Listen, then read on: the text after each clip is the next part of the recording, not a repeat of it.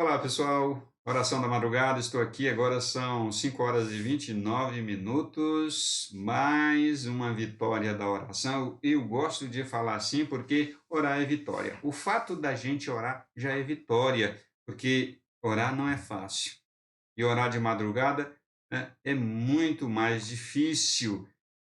Na oração da madrugada de ontem, eu completei e terminei o Salmo 106, orando com o Salmo 106, e agora eu vou começar orando com o Salmo 107. O Salmo 107 é o primeiro salmo do quinto livro dos Salmos. O livro dos Salmos é como se fosse uma biblioteca, e dentro desta biblioteca tem cinco livros. E o Salmo 7 é o primeiro salmo do quinto livro. E ele é maravilhoso, ele é incrível. Os versos de número 1 a 3 é a introdução do salmo. E é sobre a introdução, é com a introdução deste salmo que eu vou orar nesta madrugada. Porque apenas a introdução já é incrível, já é transformador, libertador. Como alegra o nosso coração a palavra de Deus, como alegra a alma. O verso de número 1 diz assim: Deem graça ao Senhor, porque Ele é bom e a sua misericórdia dura para sempre. E os versos 2 e 3 digam nos remidos do Senhor, os que Ele, o Senhor, resgatou da mão do inimigo e congregou dentre as terras do Oriente, do Ocidente, do Norte e do Sul. Essa é a introdução do Salmo. Maravilhosa. E eu quero me debruçar aqui em oração, em devoção, nessa introdução, porque de fato ela alegra a minha alma e eu tenho certeza que vai alegrar a sua alma também. Pois bem, no verso 1, deem graças ao Senhor porque Ele é bom e as suas misericórdias do Senhor.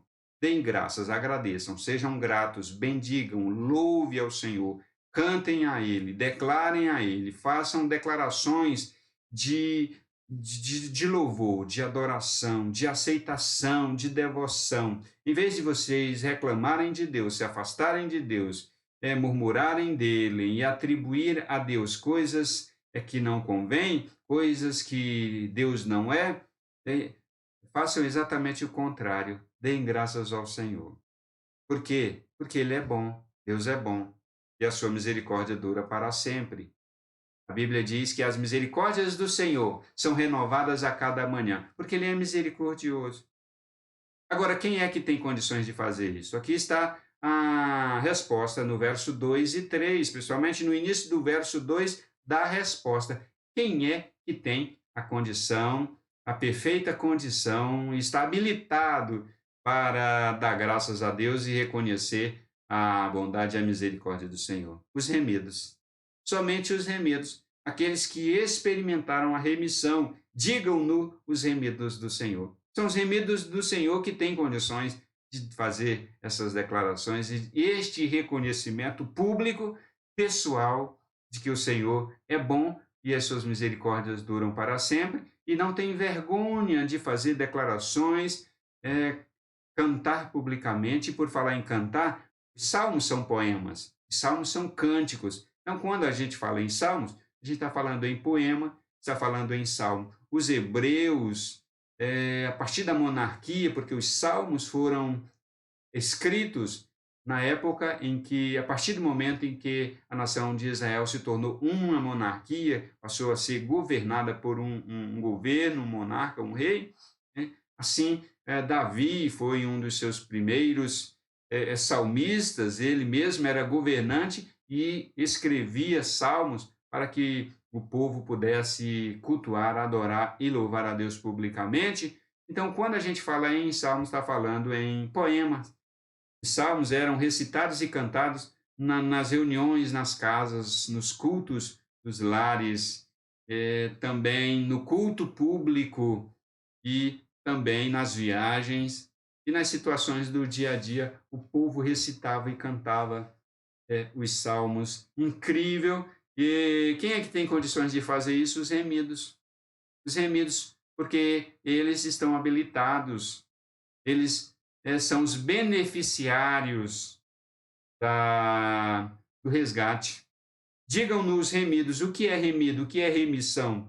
É a mesma coisa que resgate. Quando o salmista escreve aqui, digam-nos os remidos, porque vocês são aqueles que têm condições, estão habilitados para fazer isso, o salmista tem em mente a remissão, a redenção, o resgate em pelo menos três dimensões. A primeira dimensão é a dimensão soteriológica, ou seja, a dimensão da salvação eternal.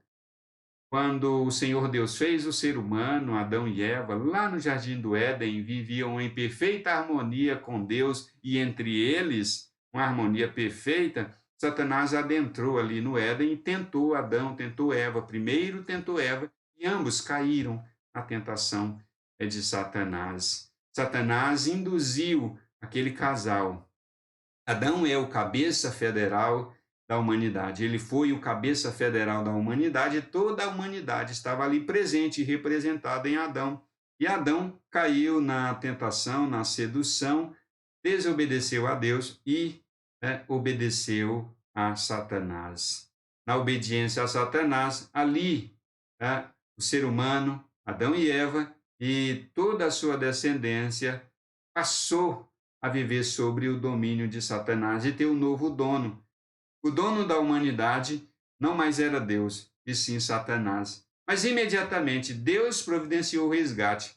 Logo Deus veio, procurou Adão e Eva, os encontrou e providenciou o resgate e resgatou imediatamente Adão e Eva e toda a humanidade ali presente neles, porque eles são os progenitores primeiros de toda a humanidade, resgatou das mãos de Satanás. E como Deus fez isso? Sacrificou o seu filho Jesus Cristo.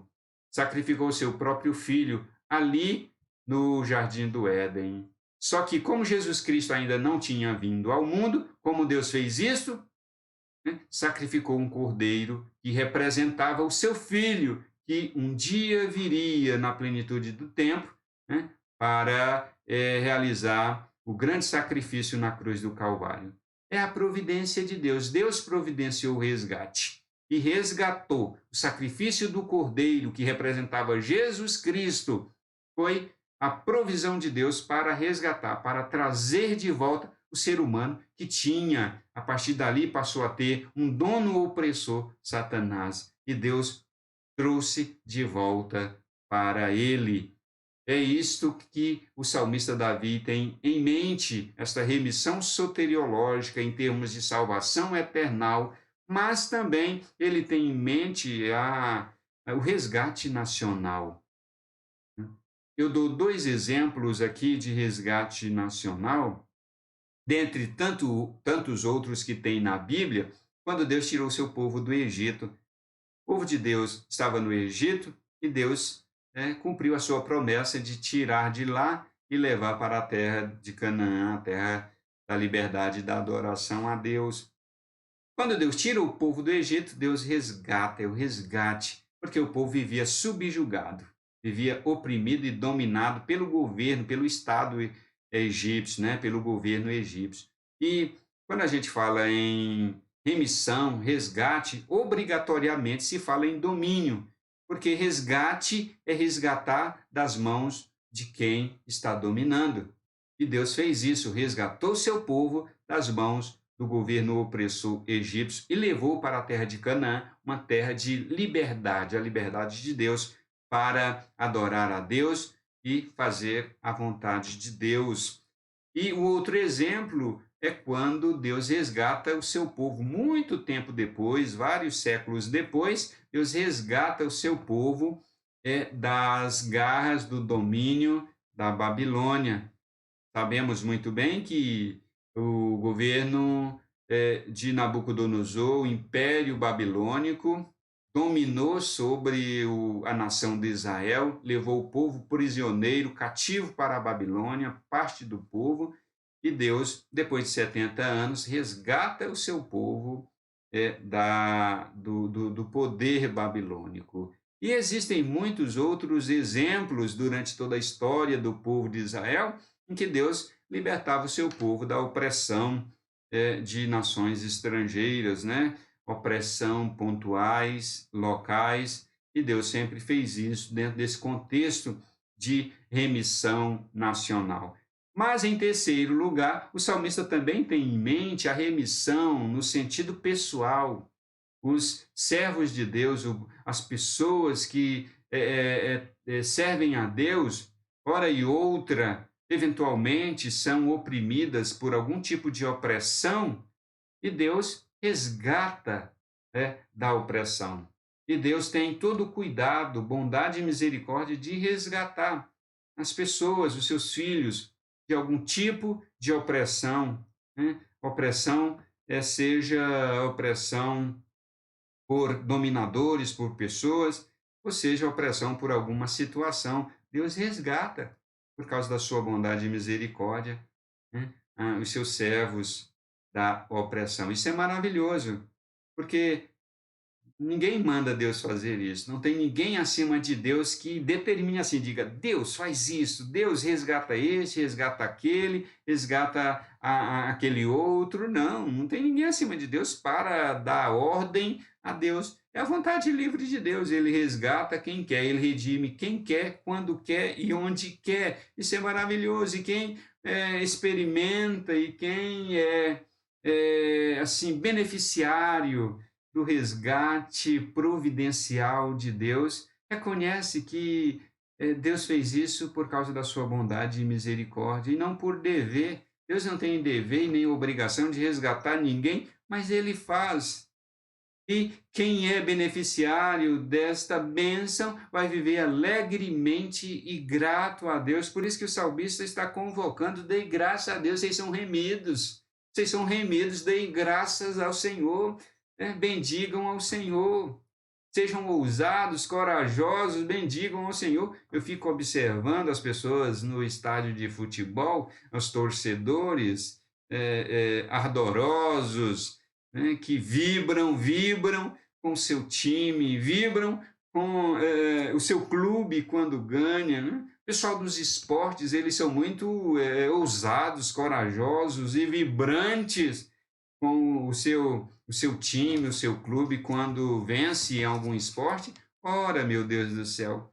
E é isso que o salmista está dizendo, sejam vibrantes a Deus, corajosos, destemidos, declarem a bondade de Deus, declarem que Ele é bom, declarem que vocês são beneficiários da bondade e da misericórdia de Deus, declarem isso publicamente, cante ao Senhor, em vez de vocês viverem a lamúria da vida. Oh, como tem cristão que vive a lamúria, como tem cristão que não enxerga a bondade de Deus. O apóstolo Paulo é uma inspiração maravilhosa para nós, e ele, o apóstolo Paulo, homem como nós, ser humano como nós, como eu e você, ele é uma inspiração grande para nós. Ele, certa vez, escreveu da seguinte maneira: eu aprendi a ser contente, eu aprendi a ser feliz, eu aprendi a felicidade, eu aprendi a ser feliz, tendo o que comer e não tendo o que comer, tendo o que vestir e não tendo o que vestir. Eu sei ter o que comer e também sei ter o que não comer. Eu sei de todas essas coisas, eu aprendi a passar por tribulação, por sofrimento, eu aprendi a felicidade em meio às situações adversas da vida, eu aprendi a ser feliz e eu louvo ao meu Deus. E é assim que a gente tem que fazer, louvar a Deus. Bendito seja o nome do Senhor pelo que Deus fez, Ele é bendito porque Ele nos resgatou, Ele é bendito porque Ele nos resgata. Ele é bom e misericordioso porque nos tira de toda forma de opressão, de todo tipo de opressão. E a opressão, meu Deus do céu, é algo terrível, é algo terrível. Seja a opressão, as pessoas que são oprimidas pelo pecado, a ditadura do pecado, sabe? A ditadura do pecado, a ditadura de Satanás sobre o ser humano, que o ser humano não consegue se libertar das coisas horrorosas que vive, que pratica, e pior ainda, ele é convencido de que aquilo que faz é normal. Isso é uma ditadura terrível. Como não bastasse viver oprimido, fazendo aquilo que ele é obrigado a fazer, o pecado que ele é obrigado a pecar, como não bastasse, ainda é convencido pelo Deus desse século, que cega o entendimento dos incrédulos para que não lhes resplandeçam a luz do Evangelho. Então, cegados aqui no entendimento, achando que o pecado é normal, que o certo é errado e que o errado é certo. Que domínio terrível, que opressão terrível, são escravos do Deus desse século, são escravos do mecanismo, são escravos do sistema, são escravos de Satanás. Essa é a verdade. E quando você vê os cristãos que aceitam passivamente as formas de tirania e de opressão e acham isso normal, o povo de Deus, o povo de Israel, e eu orei no Salmo 106 e falei disto na oração da madrugada anterior, que o povo de Israel, em um determinado momento da vida, lá no deserto, preferiu a opressão do Egito do que a liberdade de filhos de Deus, a liberdade em Deus. Preferiram a opressão. Tem muitos cristãos que preferem a opressão a viver a liberdade da palavra de Deus. É isso, minha gente. Vamos orar? Senhor, nosso Deus, no nome de Jesus Cristo, eu oro por quem está comigo aqui, que já experimentou a redenção, a remissão, mas eventualmente desfalece e até se conforma com as opressões desta vida e as opressões do pecado. Eu oro para que o Senhor dê força, para que o Senhor levante com poder do Espírito Santo. Eu oro também por elas, para que o Senhor abençoe o cônjuge, os filhos, a família toda, abençoe e conduza pelo caminho da liberdade, que é a liberdade da palavra de Deus, não para fazer o que quer, como muitos pensam, que liberdade em Deus é fazer o que quer, e Deus é como um paizão, não reclama e não diz nada, e até incentiva a continuar vivendo como bem desejam. Não, a liberdade em Deus é para adorar a Deus, é para viver a liberdade do Espírito Santo, para adorar a Deus, para servir a Deus. Isso sim é a verdadeira liberdade. Portanto, ó Deus, abençoe quem está comigo aqui neste vídeo, abençoe a vida financeira, abençoe, Deus. Se tem alguém doente, que o Senhor cure. Se tem alguém desanimado, que o Senhor anime. Se tem alguém com depressão, tira dessa situação de escuridão, tira dessa condição de desânimo, ó Pai. Tem alguém pensando em suicídio, que o Senhor venha com a sua intervenção. Anima, Senhor, dá sentido, propósito e significado para a vida das pessoas que assim se encontram. Meu Deus, no nome de Jesus Cristo, tem alguém desempregado? Abra a porta de emprego. Tem alguém, ó Deus, sendo injustiçado, que o Senhor faça a justiça, que o Senhor entre com providência. Meu Deus do céu, o casal, a família que está sofrendo por causa do filho, da filha que está entrando por um caminho tortuoso, está criando problema, criando confusão e muita preocupação, que o Senhor, pelo teu Espírito Santo, arrume essa casa, coloque essa casa em ordem, essa família em ordem, dê luz, dê orientação, dê sabedoria para que os pais possam conduzir a família da maneira correta, da maneira que agrada a Deus e conduza os filhos para que obedeçam aos pais. Meu Deus, abençoe estas famílias por causa do seu amor e da sua misericórdia. Aqueles que foram habilitados, aqueles que são remidos, resgatados, ó Deus, esses têm condições de se colocar diante do Senhor, de adorar o Senhor, de servir ao Senhor com alegria. Como diz a sua palavra, servir ao Senhor com alegria. Eu oro pela igreja, a igreja do Senhor, que é tão bombardeada, Senhor, é tão bombardeada. E muitas vezes os cristãos, ó Deus, no sentido de igreja, aceitam a opressão do pecado, a opressão do inimigo, a opressão, seja do que for, são tantas as opressões, né? E o salmista aqui declara isto, escreve na forma de poema, de cântico, para que a igreja do Senhor possa se lembrar de que somente os remidos do Senhor estão habilitados e prontos para celebrar a Deus, cultuar a Deus, servir a Deus, bendizer a Deus. No nome de Jesus, abençoe a sua igreja, anima, aviva a tua igreja, ó Deus, para que os cristãos sejam fervorosos, sejam vibrantes, sejam pujantes, que os cristãos tenham ousadia, coragem, sejam destemidos para viver a verdadeira vida em Cristo Jesus, o nosso Senhor. E não se conformar com este século. Avivamento significa não se conformar com este século. Aviva a sua igreja, os seus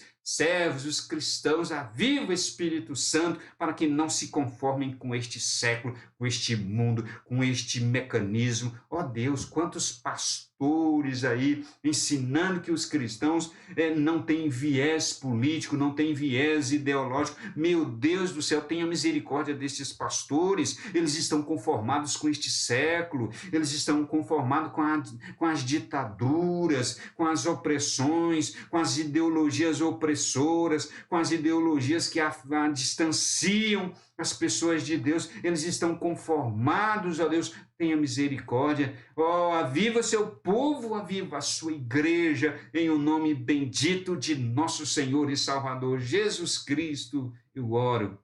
Amém. Compartilhe o vídeo, deixa aqui o seu pedido de oração, se você tiver interesse que eu ore de forma nominal e específica por você, escreve o pedido de oração aqui embaixo e compartilhe o vídeo. Quando você faz isso, o algoritmo do YouTube vai entender que o conteúdo está relevante e vai sugerir para as pessoas. A gente se encontra no próximo vídeo, na próxima oração da madrugada.